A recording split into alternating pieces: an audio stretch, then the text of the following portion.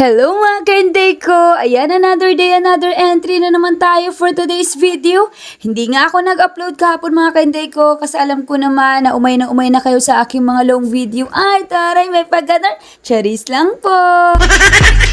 Wala lang po talaga akong naipon na video noong after ng Mother's Day kasi nga ngayong Inday Maria ay medyo masama ang aking pakiramdam. Talagang tinatamad ako dahil sa aking naging monetization issue policy. Ay, talaga naman! Inilaban ko na nga yun mga kainday ko, kaya hinihintay ko na lang yung update ni Meta. At sana mapag-isip-isip niya na talagang wala naman akong ginawang masama. Ay, taray, may pagganar! Kung bago ka pa nga lang mga kainday ko sa page ko, baka pwede namang palambing, pa-follow po ng aming page at pa-share na rin po ng aming mga video. Malaking bagay po talaga yung nasi-share ang aming mga video sa iba't ibang lugar, sa iba't ibang page at kung saan-saan pa man. Ay, taray, may pag-ganar! Wow! Maraming salamat po talaga sa lahat ng mga sumusuporta sa inyong Inday Maria. Alam nyo ba na kung ano yung nakikita nyo ngayon ay talaga namang yan na yung bunga ng pagsisikap ko ng isang taon. Ay, talaga naman! Basta kayo mga kainday ko, yung mga sana all nyo, yung mga minamanifest nyo na marating ay talagang samahan nyo ng dasal, sipag at tiyaga. Kasi wala po talagang mangyayari sa atin mga kainday ko kung palagi lang tayo nagsasana all. Alam nyo naman dito sa mundo ng social media ay kung hindi ka masipag ay wala kang sasahurin. Kaya ganun na lang talaga mga kainday ko yung entry namin dito araw-araw. Ganun na lang yung pagsisipag namin na lahat na lang ng kilos ay binivideo namin. Marami kasi kaming dapat gawin tulad na lang ng paggawa ng reels at paggawa ng mga long video. At eto pa, dumagdag pa itong mga bonuses na to. Kaya ayan, may pa-upload na nga ng mga picture. Ay, talaga naman! Pero sobrang nakakatuwa din talaga mga kainday ko yung mga pasabog ngayon ni Daddy Meta sa dagdag earnings natin kasi talaga namang nagsisipag tayo lahat para lang madagdagan ang ating mga kita. Ganun talaga mga kainday ko bilang isang content creator ay kailangan natin makapal ang mukha. Hindi pwede dito ang mahiyain dahil kung mahiyain ka ay wala kang magiging entry araw-araw. Wow! Gawin natin inspirasyon mga kainday ko, yung mga content creator na talagang nakakaangat-angat na.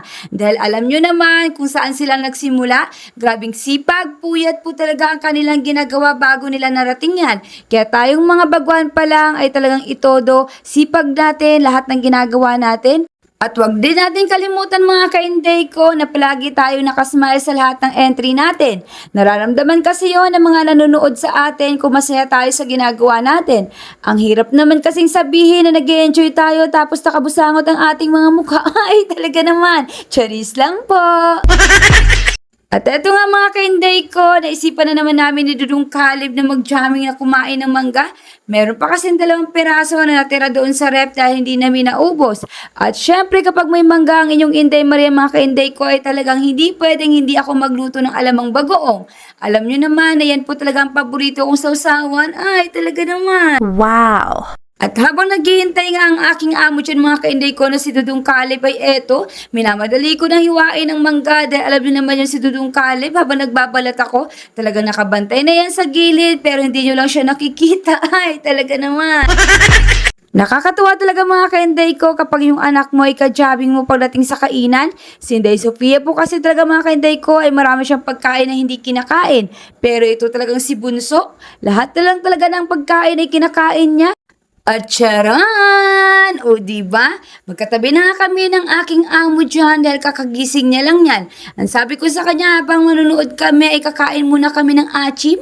Yes mga kainday ko, achim kasi ang tawag niya sa mangga. Basta kayo mga kainday ko, huwag kayong mapagod mag-entry dahil kung ano mang mga milyon ang naabot ko ngayon ay talagang dumaan din ako sa mababang views. Dumaan ako sa mga walang pumapansin sa akin at walang nagko-comment pero sinipagan ko lang ng sinipagan. Nag-upload lang ako ng maraming entry at talagang nakipagsabayan ako sa mga ibang trending video. Kaya ayan mga kainday ko, ayun tinti ko lang inaani ang aking mga pinaghirapan. Wow! Kaya sana tulad ko mga kainday ko ay magpatuloy kayo. Huwag kayo agad mapagod kahit anong ba yung pagdaanan natin. Dahil alam nyo ba na hindi po talaga madali ang proseso sa pagiging isang content creator? Dahil subok ko na po talaga yan mga kainday ko. Dahil yung followers ko na yan, hindi po yan tulad ng mga followers na talagang basta-basta na lang tumaas. Sa loob ng isang taon ko po yan pinaghirapan mga kainday ko at talaga namang very organic yan dahil kusa nila akong pina-follow dahil sa mga video ko nagda-trending. Yes po, dumaan din ako sa follow for follow pero kaunti lang po ang bumalik sa akin. Kaya ang ginawa ko ay sinipagan ko na lang gumawa ng mga content at eto na nga mga kainday ko. Unti-unti nang nagbubunga ang lahat ng aking pagsisipag. Ay, talaga naman.